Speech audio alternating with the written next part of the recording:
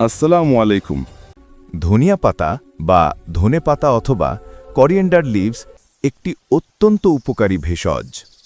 এর রস বা এটি খাওয়া বেশ কিছু রোগের জন্য উপকারী হতে পারে, কারণ এতে প্রচুর পরিমাণে vitamin A, vitamin K, calcium, potassium, magnesium, manganese, iron এবং অ্যান্টিঅক্সিডেন্ট থাকে।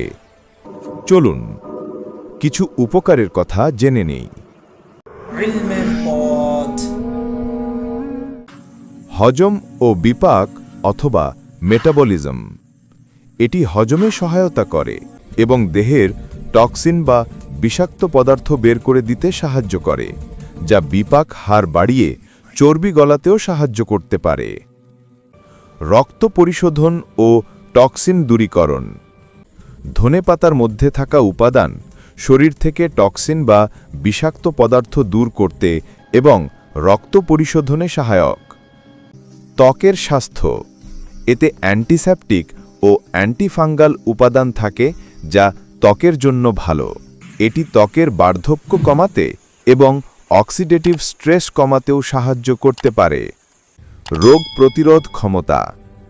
এর অ্যান্টিঅক্সিডেন্ট এবং অন্যান্য পুষ্টিগুণ শরীরের রোগ প্রতিরোধ ক্ষমতা বাড়াতে সাহায্য করে।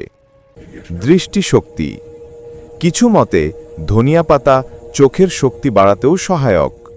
Anti inflammatory. এর প্রদাহ বিরোধী গুণাগুণ কিছু রোগ উপশমে সাহায্য করতে পারে। তবে কিছু গুরুত্বপূর্ণ বিষয় লক্ষ্য রাখা প্রয়োজন। যে কোনো রোগ নিরাময়ের জন্য ধনেপাতার রস ব্যবহার করার আগে চিকিৎসকের পরামর্শ নেওয়া অত্যন্ত জরুরি।